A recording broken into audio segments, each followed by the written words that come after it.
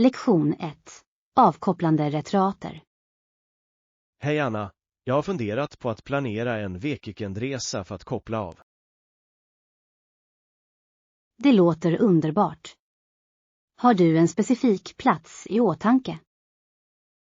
Jag funderar på en mysig stuga vid sjön. Jag vill verkligen varva ner i naturen. En stuga låter perfekt. Har du funderat på vilka bekvämligheter du vill ha? Definitivt. Jag tänkte att det skulle vara trevligt att ha ett badkar för några lugnande bad. Det är en bra idé. Det är så avkopplande att lägga sig i ett varmt bad efter en lång dag.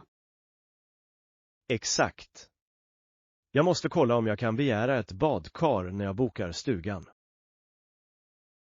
Absolut. Du kan vanligtvis begära specifika bekvämligheter när du bokar. Jag hoppas att de tillgodoser särskilda önskemål. Det skulle göra vistelsen så mycket bättre. De flesta ställen hjälper gärna till med det. Se bara till att nämna det när du bokar.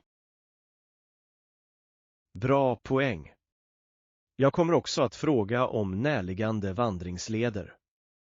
Jag vill njuta av att vara utomhus. Att vandra låter som ett fantastiskt sätt att utforska området. Planerar du att åka ensam? Jag kanske bjuder in ett par vänner att gå med.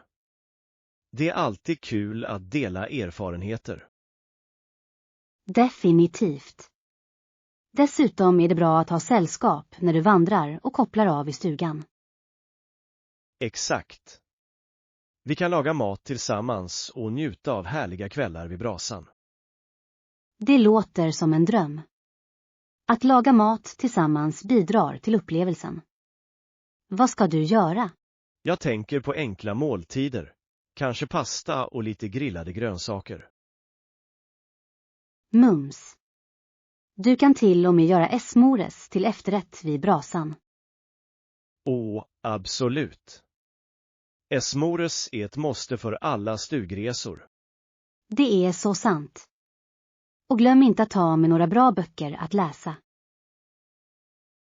Bra idé. Jag älskar att krypa ihop med en bok i en mysig atmosfär.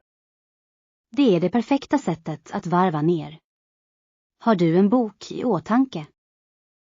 Jag har velat läsa en mysteriroman. Något spännande för att hålla mig engagerad. Lektion 2. Bygga rutiner. Hej Anna, jag såg ditt inlägg på sociala medier om din träningsresa. Det är imponerande. Tack, John. Jag har jobbat hårt för att hålla mig aktiv och upprätthålla en hälsosam livsstil. Det märks. Jag måste verkligen komma tillbaka till en rutin själv. Jag har varit lite lat på sistone. Jag förstår den känslan. Att starta en rutin kan vara utmanande, men det är så givande. Exakt. Vilken typ av rutin följer du? Jag försöker blanda konditionsträning och styrketräning under veckan. Det håller saker intressanta. Det låter balanserat. Jag brukar fokusera på konditionsträning, men jag vet att jag borde inkorporera styrketräning också. Styrketräning är bra för att bygga muskler och öka ämnesomsättningen. Det är definitivt värt det. Jag har tänkt testa lite hemmaträning. Har du några favoritövningar? Jag älskar knäböj och armhävningar. De är enkla men mycket effektiva för helkroppsträning. Det är bra val. Jag borde börja med några set varje dag för att bygga upp min styrka. Det är en bra plan. Du kan gradvis öka intensiteten när du blir starkare. Ja. Jag vill också inkludera lite stretching för att förbättra min flexibilitet. Stretching är viktigt. Det hjälper till att förebygga skador och håller dina muskler friska. Jag ska anteckna det. Hur är det med din kost? Följer du några specifika riktlinjer? Jag försöker äta en balanserad kost med mycket frukt, grönsaker och fullkorn. Det låter smart. Jag glömmer ofta att äta tillräckligt med frukt och grönsaker under hektiska dagar. Matlagning kan hjälpa till med det. Om du förbereder dina måltider i förväg är det lättare att äta hälsosamt. Att laga mat är en bra idé. Jag måste ägna lite tid till det på helgerna. Definitivt. Det sparar tid under veckan och håller dig på rätt spår med dina mål. Hur förblir du motiverad att hålla fast vid din rutin? Jag sätter upp små, uppnåeliga mål och firar mina framsteg. Det håller mig motiverad. Det är ett smart tillvägagångssätt. Jag kanske borde sätta upp några mål för min träningsresa också. Lektion 3. Resedrömmar. Hej Anna, jag har precis stött på några otroliga resmål på nätet. Det låter spännande. Vilka ställen hittade du? Jag såg fantastiska bilder på norrskenet på Island. De ser magiska ut. Jag har alltid velat se norrskenet. Hur länge ska jag planera att stanna för att fånga dem? Helst bör du stanna i minst en vecka. Det ger dig fler chanser att se dem. Det är vettigt. Vad mer kan du göra på Island förutom att se ljusen? Det finns så mycket.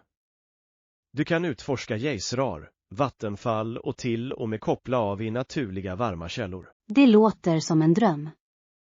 Jag har hört att Blue Lagoon är ett måstebesök. Absolut. Det är ett vackert geotermiskt spa med fantastiskt blått vatten. Perfekt för avkoppling. Jag kan tänka mig. Vad sägs om maten? Är det värt att prova lokala rätter? Definitivt. Det isländska köket inkluderar färsk fisk och skaldjur och lamm. De har också en unik maträtt som heter hakal. Vad är det? Det är en fermenterad haj. Den har en stark smak, men många säger att det är en förvärvad smak. Jag kanske måste vara modig för att testa det. Hur är det med andra destinationer? Jag hittade också fantastiska bilder från Kyoto, Japan. Körsbärsblommorna där är hisnande. Kyoto är vackert. Jag skulle älska att se templen och trädgårdarna när körsbärsblommorna blommar. Ja, våren är den bästa tiden att besöka för det pulserande rosa landskapet. Hur lång tid tycker du att jag ska tillbringa i Kyoto? Ett par dagar skulle vara perfekt för att utforska staden och dess kulturella platser. Det låter hanterbart. Jag skulle också älska att uppleva traditionella teceremonier där. Teceremonier är ett härligt sätt att fördjupa sig i japansk kultur. Jag har sett fantastiska bilder av trädgårdarna under dessa ceremonier. Det ser så lugnt ut. Det är det verkligen. Naturen spelar en stor roll i japansk estetik. Lektion 4. Tech Talk. Hej Anna, jag har läst om några nya elektroniska enheter som låter användbara. Verkligen. Vilka enheter fångade din uppmärksamhet? Jag hittade en smart planerare som synkar med din kalender och påminner dig om viktiga uppgifter. Det låter fantastiskt. Jag glömmer ofta deadlines, så en påminnelse skulle vara bra. Exakt. Det kan också hjälpa dig att sätta upp mål och spåra dina framsteg under veckan. Det skulle jag absolut kunna använda. Jag försöker alltid hålla mig organiserad, men hamnar ofta efter. Samma här. Jag känner mig ofta överväldigad med mitt schema. Att ha en digital planerare kan verkligen hjälpa. Har du funderat på att skapa en digital arbetsplats för alla dina projekt? Jag har. Jag överväger att använda programvara för projektledning för att hålla allt organiserat. Det är en bra idé. Det låter dig bryta ner uppgifter och samarbeta med andra också. Ja. Jag älskar tanken på att kunna dela uppdateringar och enkelt kommunicera med teammedlemmar. Kommunikation är nyckeln. Jag hörde också om digitala anteckningsappar som kan synkroniseras mellan enheter. De är verkligen användbara. Du kan skriva ner idéer vad som helst och komma åt dem senare. Jag älskar det. Den är perfekt för brainstorming-sessioner när inspirationen slår till. Har du någonsin testat att använda en surfplatta för att göra anteckningar? Det kan vara ganska bekvämt. Det har jag inte, men jag har sett folk använda pennor för att skriva precis som på papper. Ja. Det känns så naturligt och kan hjälpa dig att hålla fokus under möten eller föreläsningar. Jag kanske ger det ett försök. Känner du till några bra appar för att organisera anteckningar? Jag har hört bra saker om Notion och Evernote. De har båda mångsidiga funktioner. Jag ska kolla upp dem. Att ha allt på ett ställe skulle spara mig så mycket tid. Definitivt. Dessutom kan du kategorisera anteckningar efter ämnen eller projekt, vilket är väldigt Det användbart. låter perfekt. Jag är exalterad över att göra mig av med mitt digitala utrymme och bli mer produktiv. Jag också. Jag tror att skapa en strukturerad miljö verkligen kan öka vår effektivitet. Lektion 5. Smakfulla upptäckter. Hej Anna, jag har precis provat denna nya nudelrätt, och den var otrolig. Verkligen. Vad gjorde det så speciellt? Nudlarna var salta och kryddorna skapade en explosion av smaker i min mun. Det låter läckert. Vilken typ av kryddor använde det? De använde en blandning av chili, vitlök och ingefära. Det gav rätten en fin kick. Jag älskar ingefära i matlagning. Det ger en så fräsch smak. Har du gjort det själv? Jag önskar. Jag hittade den på en lokal restaurang som specialiserat sig på asiatisk mat. Jag måste kolla upp det stället. Har de andra intressanta rätter? Ja. De erbjuder en mängd olika dumplings, risrätter och till och med dessertalternativ. Dumplings låter frestande. Är de ångade eller stekta? De har båda. De ångade är fyllda med fläsk, medan de stekta är krispiga och gyllene. Jag kan nästan smaka på dem. Hur är det med efterrätten? Några rekommendationer? De har en kokospudding som är lätt och uppfriskande. Perfekt efter en välsmakande måltid. Det låter härligt. Jag älskar kokosdesserter.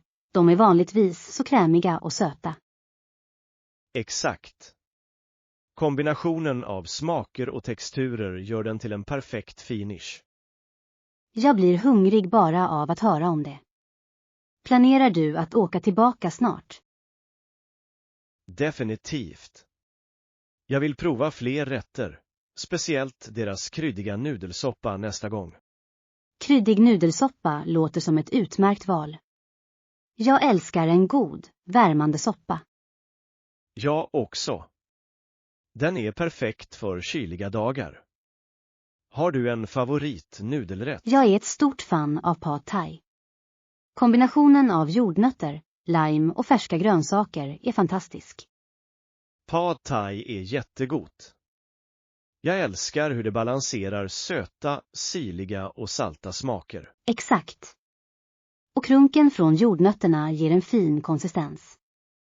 Har du testat att göra den? Jag har. Det var lite knepigt, men resultatet var värt det. Jag kommer definitivt att göra det igen. Lektion 6. Resetips. Hej Anna, jag har läst om resebestämmelser, Särskilt när det gäller vätskor i bagaget. Det är ett smart drag. Vad har du fått reda på om mängden vätska vi kan ta med? Ja, varje behållare bör inte vara mer än 100 ml om du flyger. Det är vettigt. Och alla behållare måste få plats i en enda kvartsstor påse, eller hur? Exakt. Det är viktigt att följa dessa regler för att undvika förseningar vid säkerhetskontroller.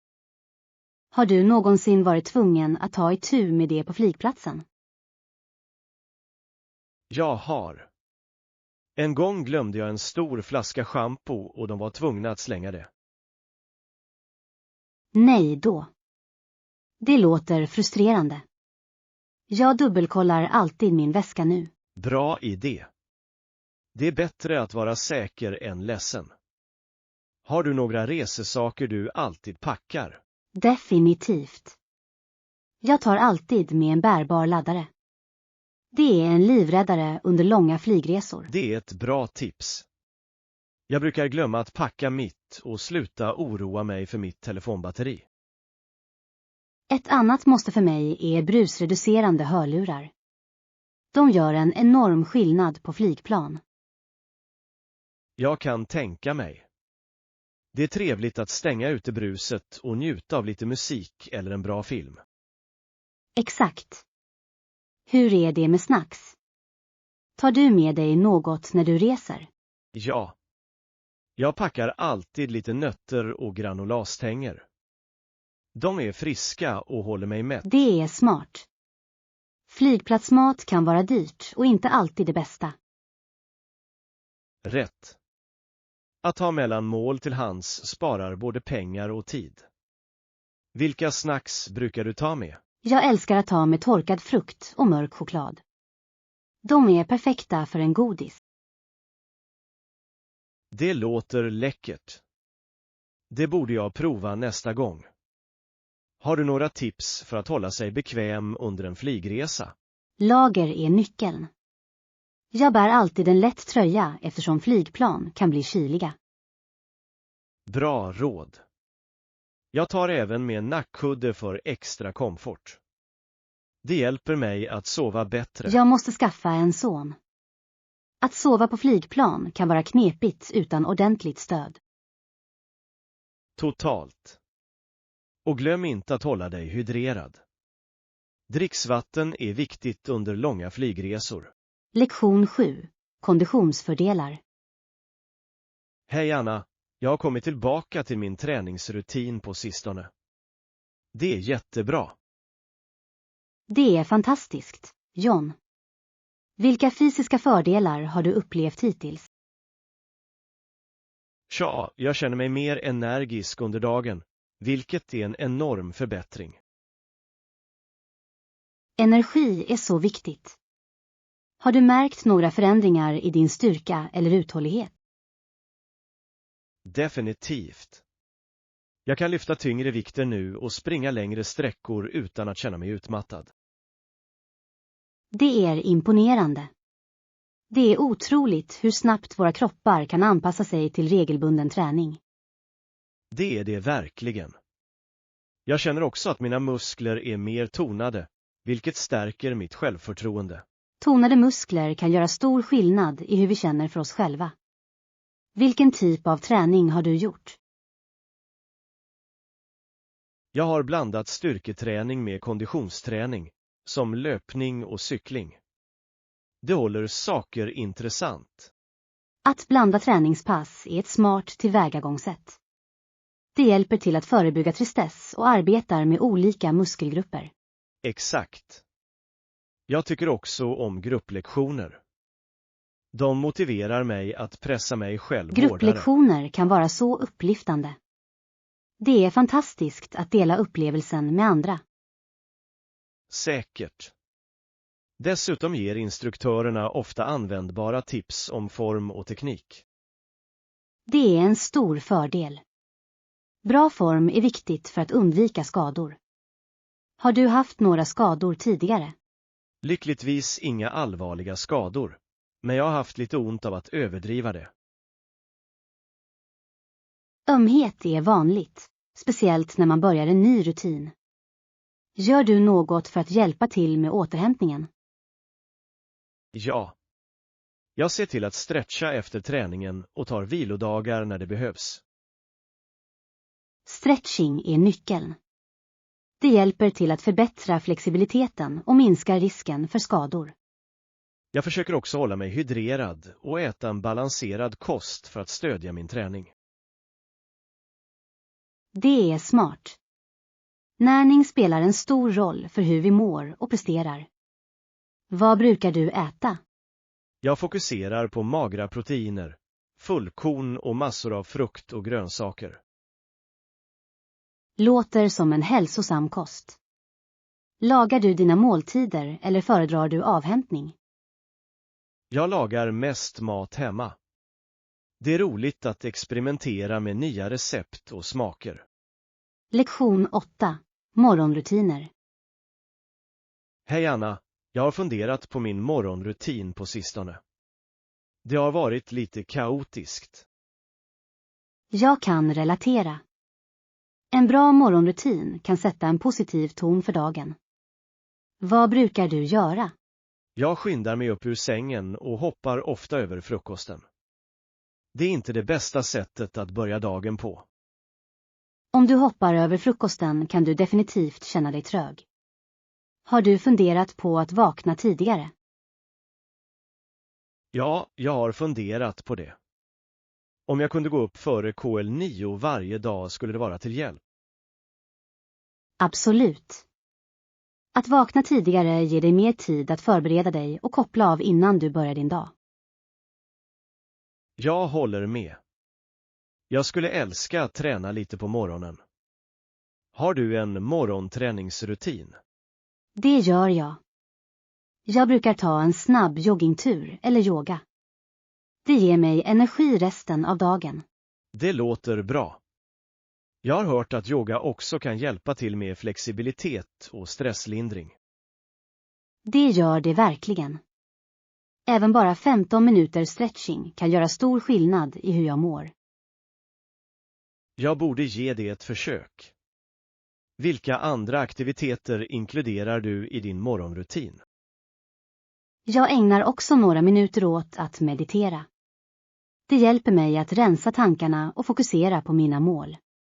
Meditation låter som en underbar träning. Jag har velat prova men verkar aldrig hitta tid. Det är lättare än du tror. Du kan börja med bara 5 minuter om dagen. Det är genomförbart. Jag ska försöka införliva det i mina morgnar. Hur är det med frukost? Jag brukar äta havregryn med frukt eller en smoothie. Det är mättande och näringsrikt. Det låter gott och hälsosamt. Jag tar ofta kaffe och glömmer att äta. Kaffe är gott, men det är viktigt att balansera det med en god måltid. Kanske prova ovänligt oat. Havre över natten. Hur gör du det? Det är enkelt. Blanda bara havre med mjölk eller yoghurt. Tillsätt frukt eller nötter och låt stå i kylen över natten. Det låter lätt. Jag kunde förbereda den kvällen innan och ta den på morgonen. Lektion 9. Etikett och seder. Hej Anna, jag läste om olika seder runt om i världen, och det är fascinerande. Det är det verkligen. Vissa traditioner har intressanta ursprung. Vad fick du reda på? Jag lärde mig att ta av sig hatten som ett tecken på respekt ursprungligen kan ha kommit från att ta av en hjälm. Det är en cool koppling.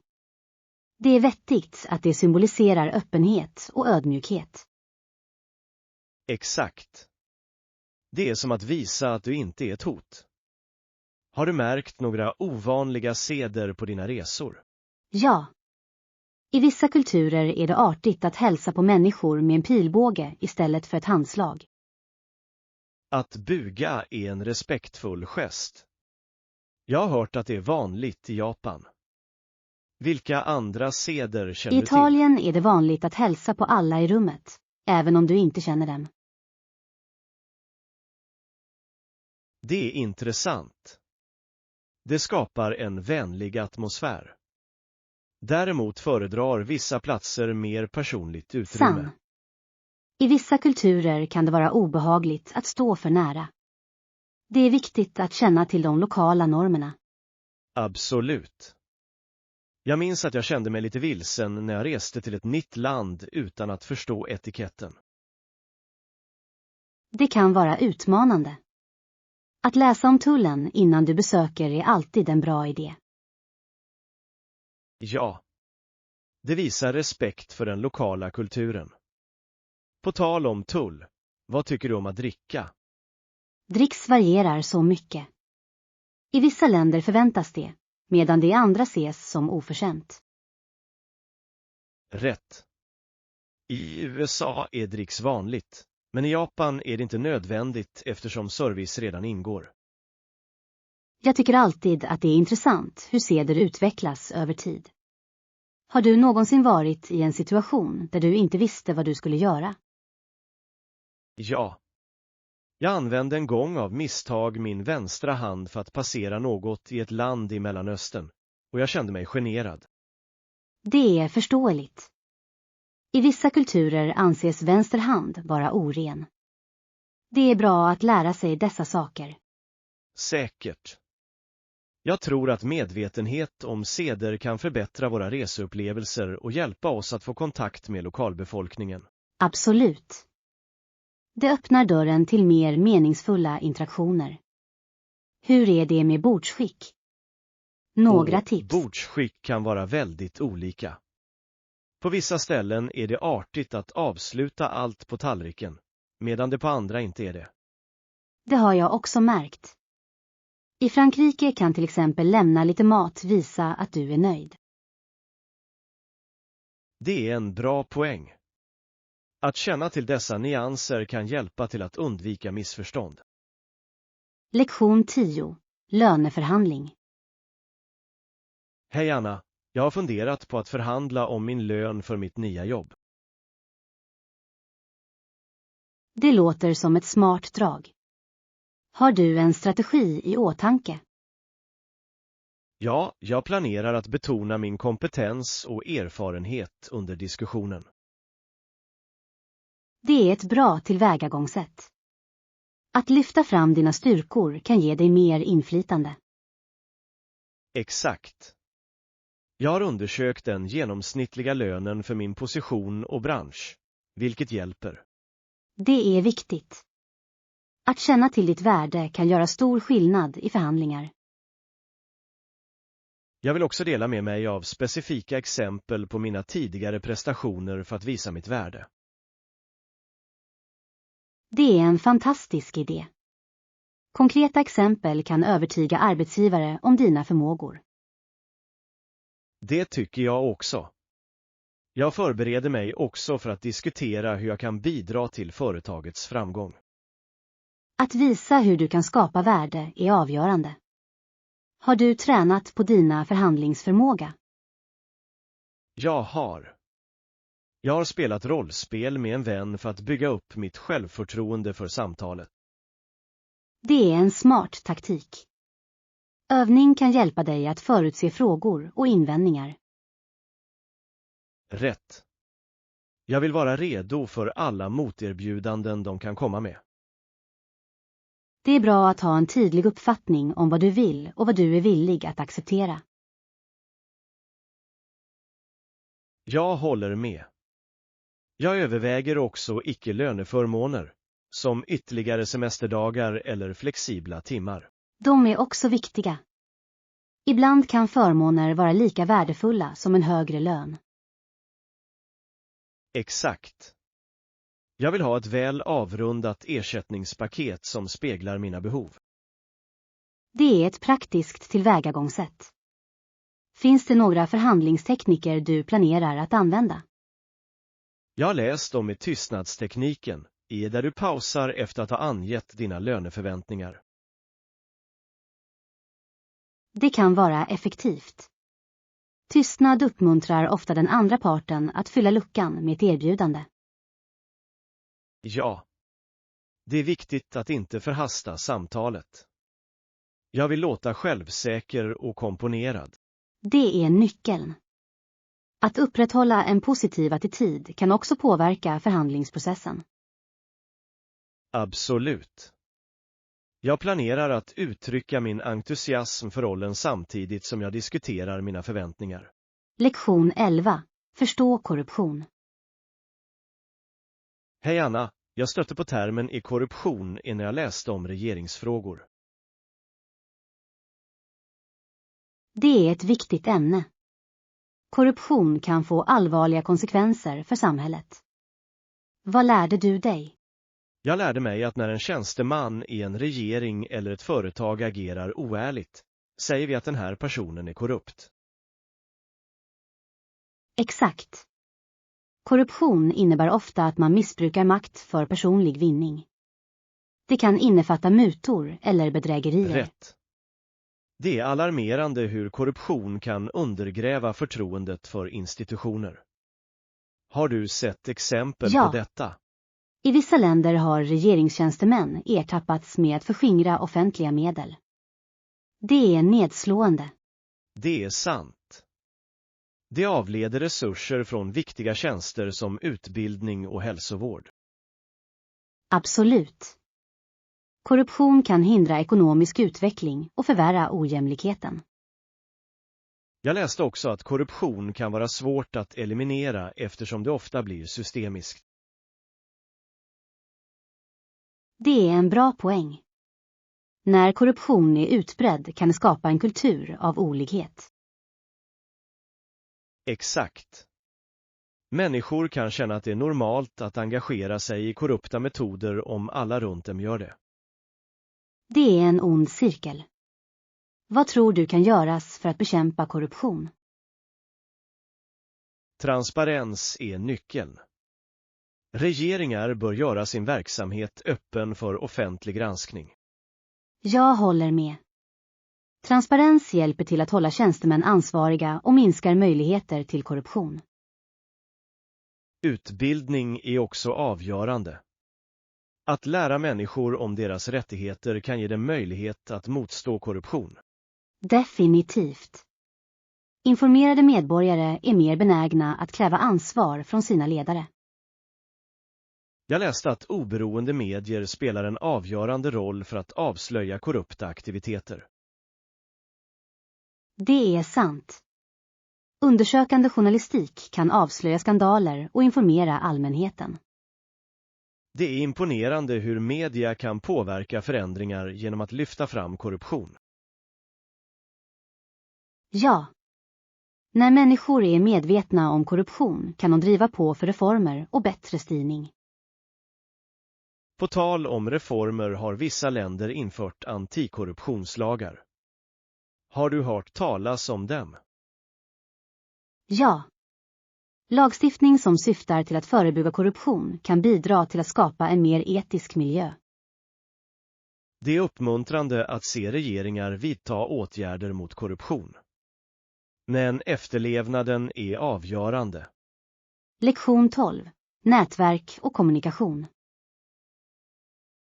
Hej Anna, jag har funderat på hur jag ska skapa kopplingar till kommande evenemang. Det är en bra idé. Nätverk kan verkligen öppna dörrar. Vilka strategier överväger du? Jag tror att det är viktigt att skicka ett personligt e-postmeddelande till potentiella kontakter. Det visar på intresse och ansträngning. Absolut. Ett personligt e-postmeddelande kan göra ett starkt intryck jämfört med ett allmänt meddelande. Exakt. Jag planerar att nämna specifika detaljer om deras arbete för att visa att jag har gjort mina läxor. Det är smart. Att skräddarsy ditt budskap kan främja bättre relationer och visa genuint intresse. Jag tycker också att det är viktigt att följa upp efter evenemanget. Ett snabbt tackmeddelande kan räcka långt. Ja. Uppföljning håller igång konversationen och stärker din koppling. Vad mer planerar du att göra? Jag funderar på att delta i workshops eller seminarier relaterade till mitt område. De är bra för att träffa nya människor. Workshops är fantastiska. De ger inte bara kunskap utan skapar också nätverksmöjligheter. Exakt. Dessutom kan diskussioner under dessa evenemang hjälpa till att bryta isen. Säkert. Att ställa frågor visar att du är intresserad och kan leda till djupare samtal. Jag vill också förbereda en kort introduktion om mig själv att dela när jag träffar nya människor. Det är ett bra tillvägagångssätt. En kortfattad introduktion kan hjälpa andra att komma ihåg dig bättre. Jag kommer att inkludera min bakgrund, kompetens och vad jag hoppas få ut av evenemanget. Det är perfekt. Det ger människor sammanhang om vem du är och vad du letar efter. Jag funderar också på att ansluta till sociala medier efter evenemanget för att upprätthålla dessa relationer. Det är ett smart drag. Plattformar som LinkedIn är utmärkta för professionellt nätverkande. Ja. Att dela relevanta artiklar eller uppdateringar på LinkedIn kan hålla dig på deras radar. Exakt. Att engagera sig i deras innehåll kan också stärka din koppling. Jag tror verkligen att bygga ett starkt nätverk kan leda till nya möjligheter och samarbeten. Absolut. Nätverk handlar om att skapa ömsesidigt fördelaktiga relationer. Jag är glad att få sätta dessa strategier i verket vid nästa evenemang jag deltar i. Lektion 13. Drömsemesterplaner. Hej Anna, jag har dagdrömt om semester på sistone. Det låter fantastiskt. Det låter spännande. Vart tänker du gå? Jag föreställer mig en tropisk ö där vi kan koppla av på stranden och njuta av det kristallklara vattnet. Det låter perfekt. Tanken på att slappa i solen med en kall drink är så tilltalande. Exakt. Jag kan redan föreställa mig de vackra solnedgångarna och den mjuka sanden under mina fötter. Dessa solnedgångar kan vara hisnande. Är det några specifika öar du har i åtanke? Jag har tänkt på Maldiverna. Bungalowerna över vattnet ser otroliga ut. Maldiverna är fantastiska. Jag har hört att snorklingen där är fantastisk också. Ja. Att simma bland färgglada korallrev och exotiska fiskar skulle vara ett sådant äventyr. Det skulle det verkligen. Föredrar du att koppla av på stranden? Eller gillar du fler aktiviteter? Jag älskar en blandning av båda. Några dagars avkoppling följt av lite äventyrliga aktiviteter låter perfekt. Det är en bra balans. Du kan paddla kajak eller ta en båttur för att utforska närliggande öar. Absolut. Och kanske några kvällspromenader längs stranden för att njuta av natthimlen. De där promenaderna skulle vara magiska. Ljudet av vågorna och stjärnorna ovan skapar en så fridfull atmosfär. Ja. Plus att prova lokal mat skulle vara en höjdpunkt på resan. Färska skaldjur precis vid stranden. Mums. Jag kan redan tänka mig att njuta av grillad fisk med tropiska frukter. Vilken njutning! Exakt. Mat är en så viktig del av att resa. Det är kul att uppleva olika smaker. Har du funderat på hur länge du skulle vilja stanna? Jag tror att en vecka skulle vara perfekt. Tillräckligt med tid för att varva ner och utforska utan att känna bråttom. Det låter perfekt. Du kan också ta en dagsutflykt till närliggande sevärdheter eller kulturella platser. Bra idé. Att lära sig om den lokala kulturen kan berika reseupplevelsen. Absolut. Det är fascinerande att se hur olika kulturer hyllar sina traditioner. Jag skulle älska att besöka lokala marknader och prova gatumat också. Det är alltid ett äventyr. Lektion 14. Upptäck lokala ädelstenar. Hej Anna, jag har utforskat vår stad mer på sistone och jag hittade något spännande. Åh, verkligen. Vad upptäckte du? Det finns ett mysigt café i centrum som serverar fantastiska bakverk. Det låter härligt. Jag älskar ett bra café med en varm atmosfär. Vad har de för bakverk?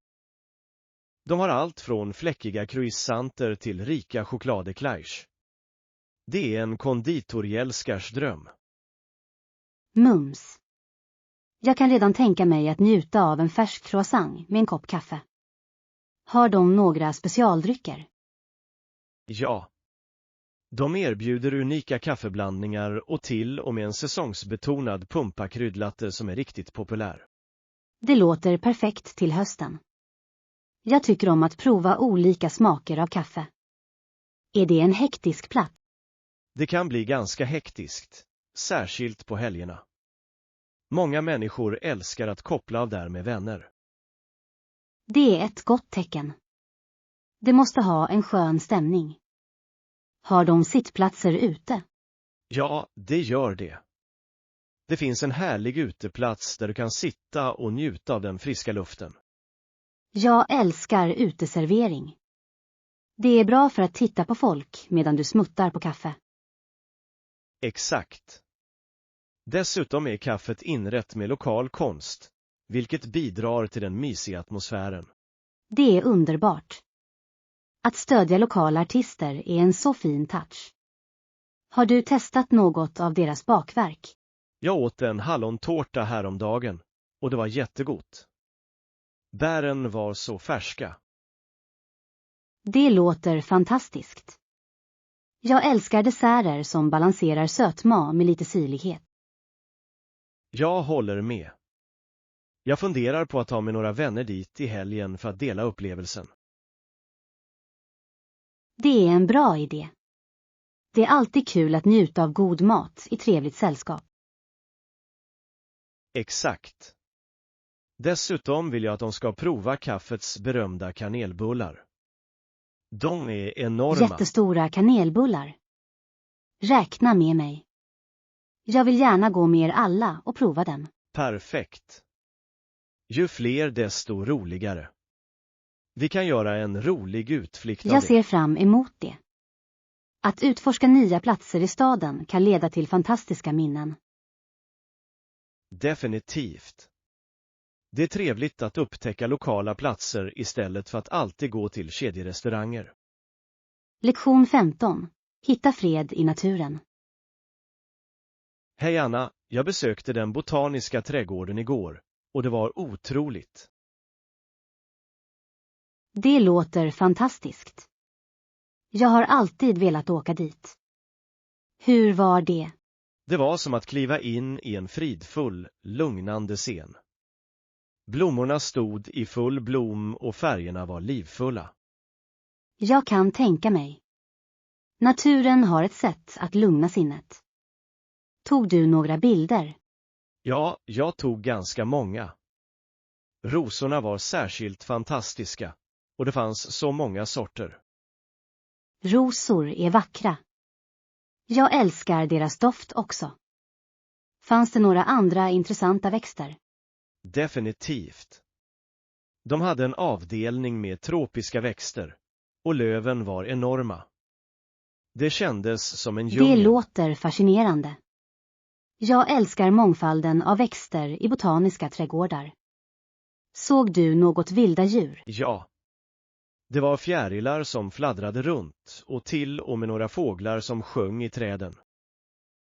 Det låter förtrollande.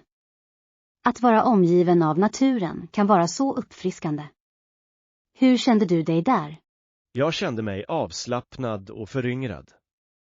Det var en trevlig flykt från vardagens liv och rörelse. Jag förstår fullständigt. Ibland behöver vi bara ta ett steg bort och njuta av skönheten runt omkring oss. Exakt. Jag satt på en bänk en stund och bara lyssnade på naturens ljud. Det var så lugnande. Det låter som ett perfekt sätt att varva ner. Har du märkt några unika egenskaper i trädgården? Ja. Det fanns en vacker damm med koi-fiskar som simmade graciöst. Reflektionen av träden på vattnet var fantastisk. Det måste ha varit en härlig syn. Vattenfunktioner ger alltid trädgårdar en fridfull touch. Det gör de verkligen. Jag såg också ett litet vattenfall, och ljudet av det strömmande vattnet var lugnande. Vattenfall kan vara så avkopplande att lyssna på. Det skapar en lugn atmosfär. Säkert. Jag tror att jag skulle kunna tillbringa timmar med att bara njuta av synen och ljuden där. Jag vill gärna följa med nästa gång. Det låter som en fantastisk plats att få kontakt med naturen. Det borde du definitivt. Det är ett underbart sätt att ladda om och hitta lite lugn. Jag håller med. Vi kanske kan planera en picknick där. Njut av landskapet medan du äter lite snacks. Det är en fantastisk idé. En picknick omgiven av blommor skulle vara en härlig upplevelse. Lektion 16. Hotellbekvämligheter och tjänster.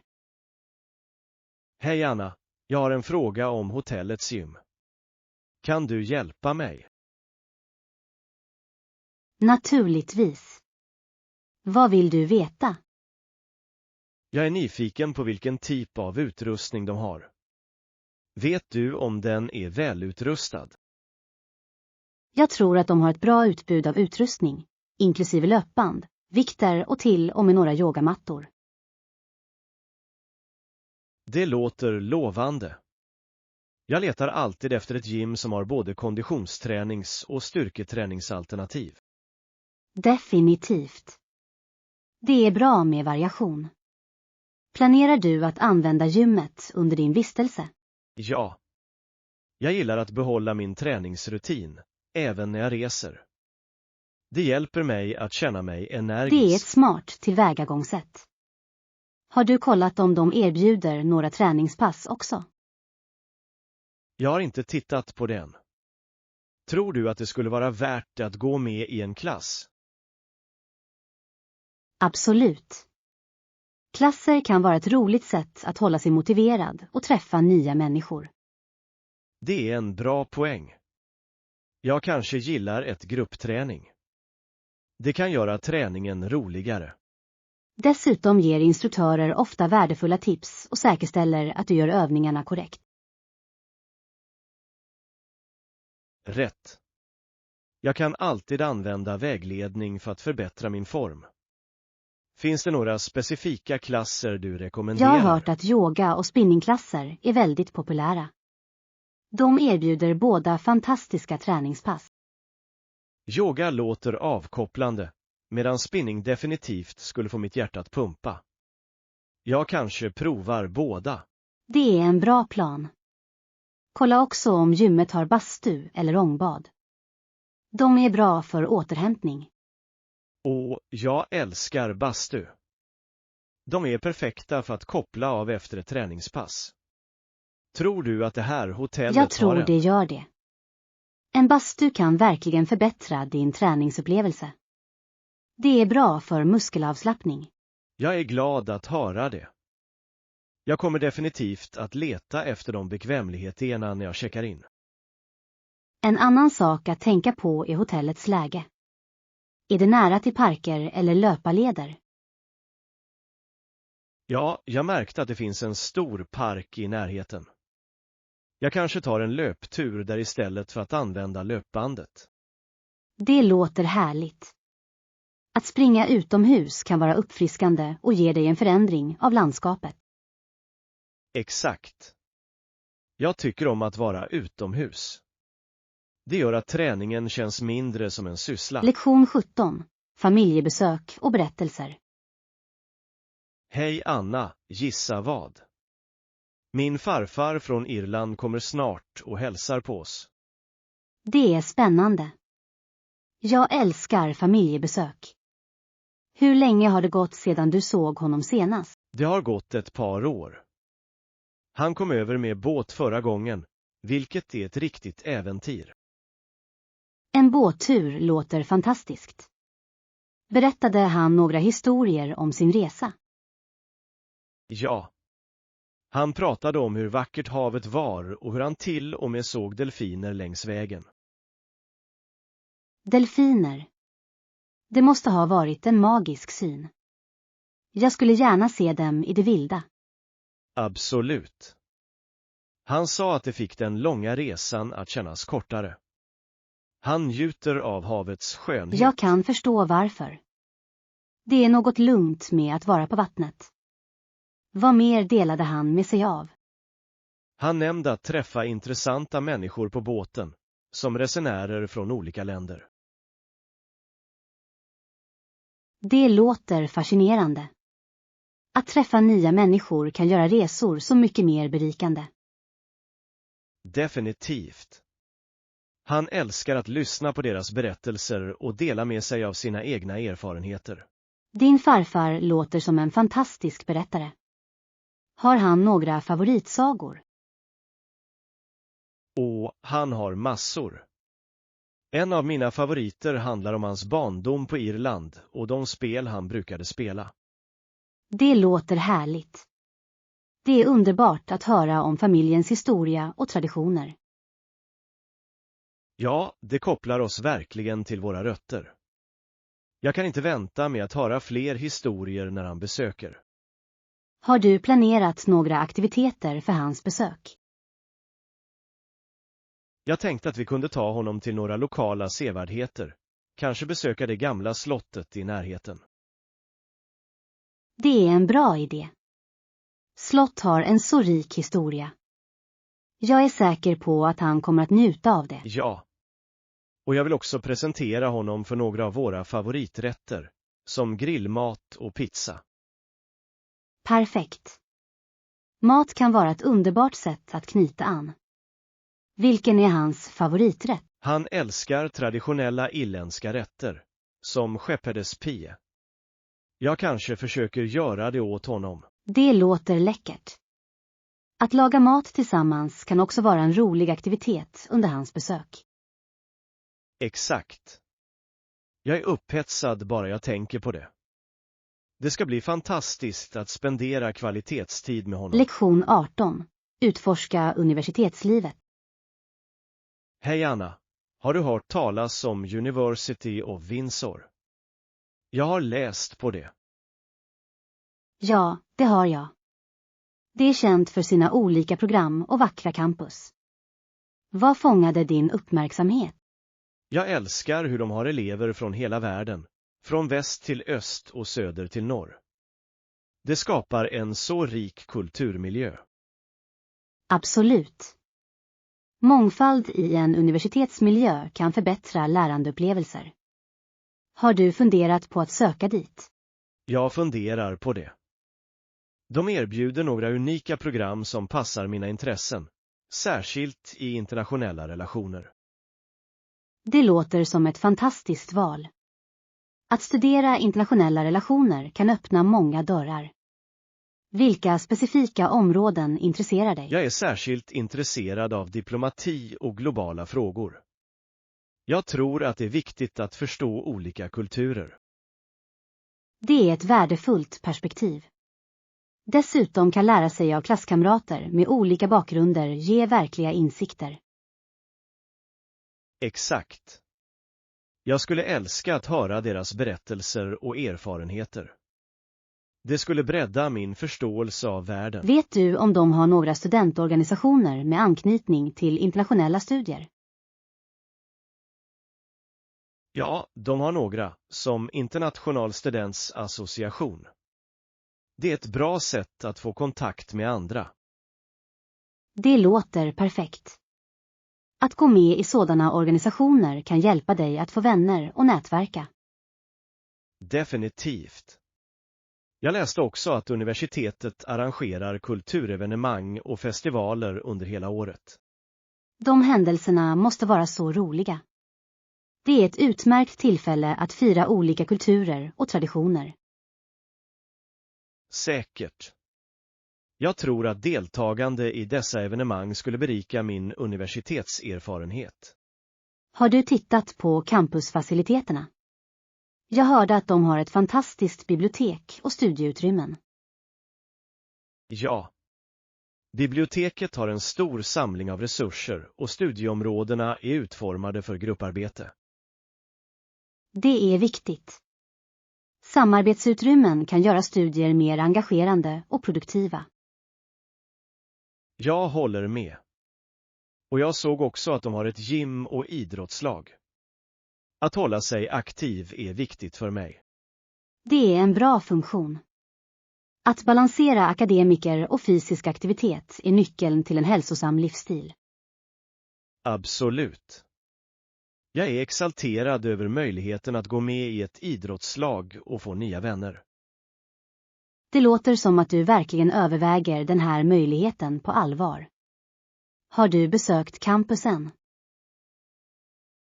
Inte än, men jag planerar att ta en campustur snart. Jag vill få en känsla för miljön. Lektion 19. Tidningarnas utveckling. Hej Anna, jag läste en intressant artikel om hur tidningar har utvecklats över tid, särskilt i Amerika. Åh, verkligen. Vad stod det om förändringarna i tidningarna? Den nämnde att under tiden utvecklades ett mer populärt förhållningssätt till tidningar, med fokus på sensationsförmåga och underhållning. Sensationsmakeri. Det låter spännande.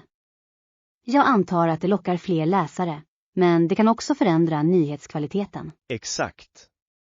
Skiftet mot mer underhållande innehåll överskuggar ofta seriös journalistik. Det är ett tveeggat svärd. Även om det drar in publik kan det felinformera eller distrahera människor från viktiga frågor. Rätt. Artikeln diskuterade hur många som nu föredrar rubriker som fångar uppmärksamhet snarare än djupgående rapportering. Det har jag också märkt. Många artiklar verkar prioritera klick framför att tillhandahålla omfattande information. Allt handlar om att få synpunkter och delningar på sociala medier, vilket verkligen kan forma allmänhetens uppfattning. Sann. Sociala medier har förändrat hur nyheter konsumeras. Tror du att traditionella tidningar kan överleva detta skifte? Vissa anpassar sig genom att erbjuda digitala versioner, men de måste hitta en balans mellan underhållning och kvalitetsrapportering. Det är en bra poäng. Många läsare värdesätter fortfarande undersökande journalistik och genomtänkt analys. Ja. Det finns en efterfrågan på tillförlitliga källor, särskilt under kritiska händelser. Förtroende för media är viktigt. Har du sett några tidningar som framgångsrikt anpassar sig till dessa förändringar? Ja, vissa har lanserat podcaster och videoinnehåll för att nå en bredare publik samtidigt som de behåller sina standarder. Det är en smart strategi. Det tillåter dem att engagera sig med läsare i olika format. Exakt. Allt handlar om att vara relevant i en digital värld med högt tempo. Hur är det med lokala tidningar? Lokala tidningar spelar fortfarande en avgörande roll i samhällen och tillhandahåller nyheter som nationella butiker ofta förbiser. Absolut. De håller människor informerade om lokala evenemang och frågor som betyder mest för dem. Jag tror att det är viktigt att stödja lokal journalistik. De förlitar sig ofta på community-prenumerationer och donationer. Ja. När samhällen investerar i sina lokala tidningar ser de till att viktiga historier berättas. Det är ett sätt att främja anslutning och ansvarighet inom samhället. Prenumererar du på några tidningar? Det gör jag.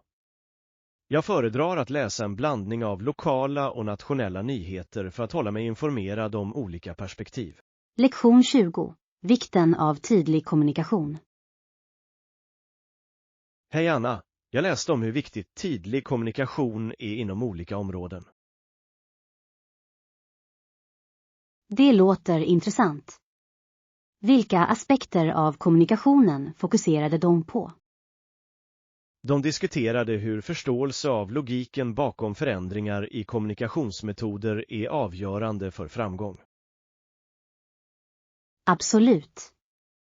När människor förstår varför förändringar sker, är de mer benägna att anpassa sig och omfamna dem. Exakt.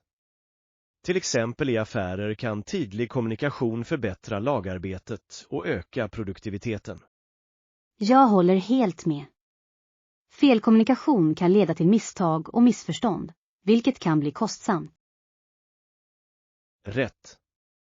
Det är fascinerande hur mycket tid och resurser som kan slösas bort om budskapet inte förmedlas tydligt. Har du sett några exempel där tydlig kommunikation gjort stor skillnad?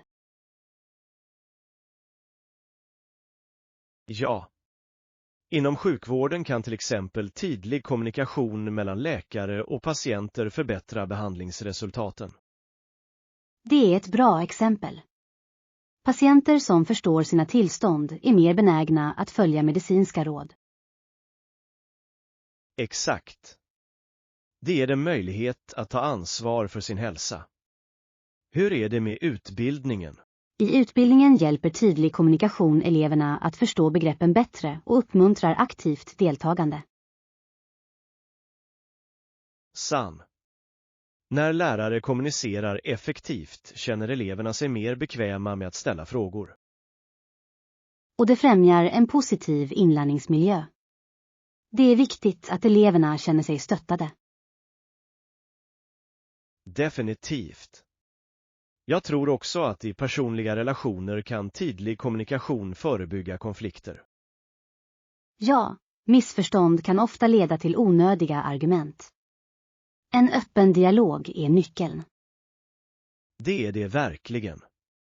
Jag tror att öva på effektiva kommunikationsförmåga kan gynna alla områden i livet. Absolut.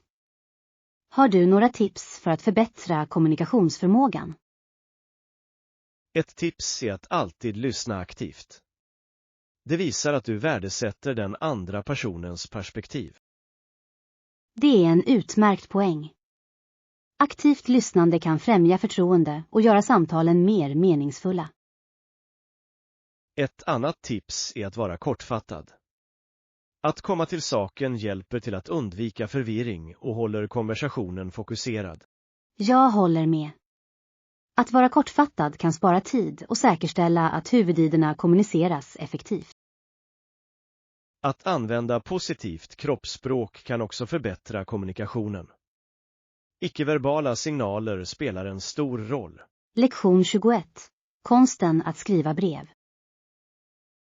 Hej Anna, jag har tänkt på hur vi spenderar så mycket tid vid datorer nu för tiden, men vi skriver sällan brev längre. Det är sant. Att skriva brev verkar gammaldags, men det kan vara ett meningsfullt sätt att kommunicera. Exakt. Att skriva ett brev ger dig tid att reflektera över dina tankar och uttrycka dem eftertänksamt. Jag älskar den idén. Det är något speciellt med att sätta pennan på papper och ta sig tid att få kontakt med någon. Ja. Det känns mer personligt än ett snabbt mejl eller sms. Har du någonsin skrivit ett brev till någon? Jag har. Jag skrev ett brev till min mormor förra året. Hon älskade att ta emot den och hade den till och med på sitt skrivbord. Det är underbart. Det måste ha fått henne att känna sig omhuldad. Vad skrev du om? Jag delade berättelser om mitt liv, mina studier och mina vänner. Det var trevligt att ge henne en inblick i min värld. Det låter härligt. Det är trevligt att dela erfarenheter på ett mer intimt sätt. Inkluderade du några ritningar eller dekorationer? Jag lade till några doodles och använde färgglada brevpapper. Det gjorde brevet roligare och mer engagerande. Det är en fantastisk touch. Att anpassa bokstäver kan göra dem ännu mer speciella. Det borde jag prova nästa gång. Definitivt. Det ger en unik stil. Har du funderat på att skriva brev till vänner eller familj? Jag har. Jag tror att det skulle vara ett bra sätt att återknyta kontakten med människor som jag inte har pratat med på ett tag. Absolut. Det kan väcka konversationer och återuppväcka gamla vänskaper. Dessutom visar det att du bryr dig. Ja, och att skriva ett brev hjälper också till att organisera dina tankar bättre än att skriva snabbt på en dator. Det är en bra poäng. Du kan tänka noga över dina ord och verkligen förmedla dina känslor. Exakt. Det är nästan som en liten tidskapsel av dina tankar och känslor i det ögonblicket. Jag älskar den idén. Tycker du att fler borde testa att skriva brev nu för tiden? Definitivt. Det kan vara ett uppfriskande avbrott från digital kommunikation och uppmuntra till djupare kontakter. Jag håller med. Plus, att få ett handskrivet brev kan förgylla någons dag. Det känns som en överraskningspresent. Ja. Föreställ dig att öppna din brevlåda och hitta ett brev istället för bara räkningar eller annonser. Det skulle vara en trevlig överraskning. Det är ett bra sätt att visa uppskattning för någon. Jag tror att jag ska börja med att skriva ett brev till min vän utomlands. Det kommer att bli en rolig utmaning.